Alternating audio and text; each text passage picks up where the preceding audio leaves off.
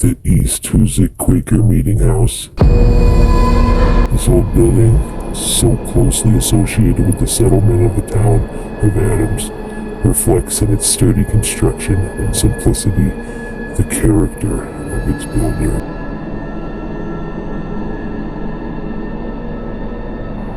Dig deep into the history of the town and the Quakers. Join me.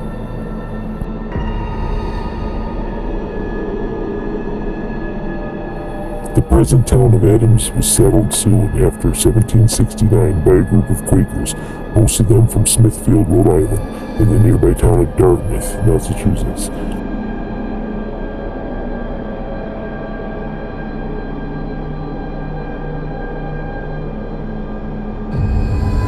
In 1782, they erected this building, and it was used continuously by them over 60 years.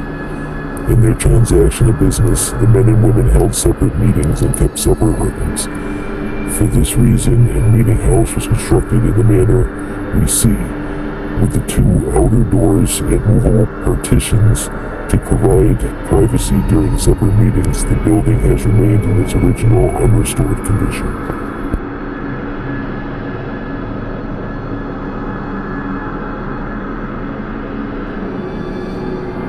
In the religious service, the partitions were raised. The women sat on the left side, where they received the benefit of the fireplace. On the elevated seats were the seated visiting preachers, or leaders. Hannah Hoxie, a talented preacher, occupied the high seat on the women's side for many years.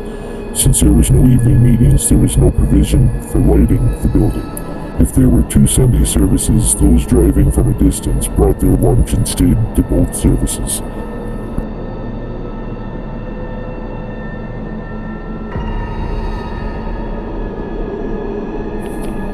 We come together from many corners of life. Let us sit down in reverent silence. Let us each put down our burdens and help one another to rest.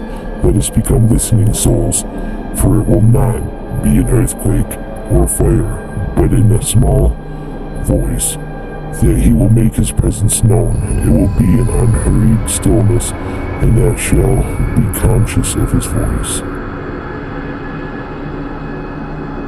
They lived in Adams for 15 years before starting to build the meeting house in 1782. They finished it 4 years later. It took so long to complete because the Friends were less interested in the monumental place of worship than living their lives according to the religious. Quakers most likely moved to the Hoosick Valley in 1760s because the area was recently opened for development. The Quakers must have felt the spirit of adventure that compelled so many Americans to leave the comforts of their homes to pioneer the wilderness to the west. Examples of their somber clothing can be seen in the old photograph to the left. Church was, of course, a meeting house. Religious services were called meetings.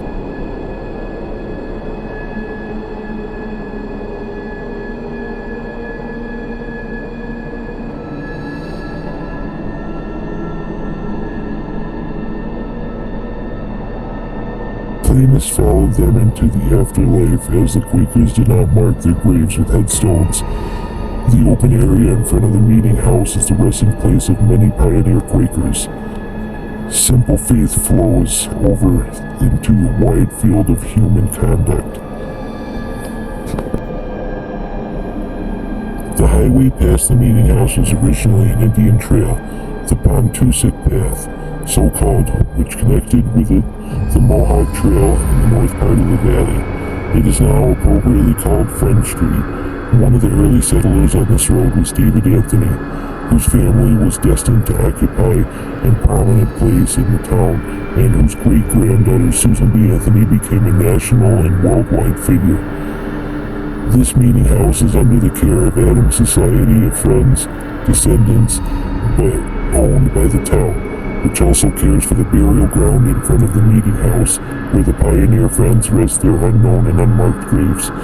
The cemetery was used by the Friends for a considerable period before the meeting house was built, and not until 1797 was the land formally deeded by Isaac Kelly, John and Patience Lapham, and John Russell and James Lapham, and to David Lapham and John Wells, who held it for a brief period before turning it over to the Society of Friends.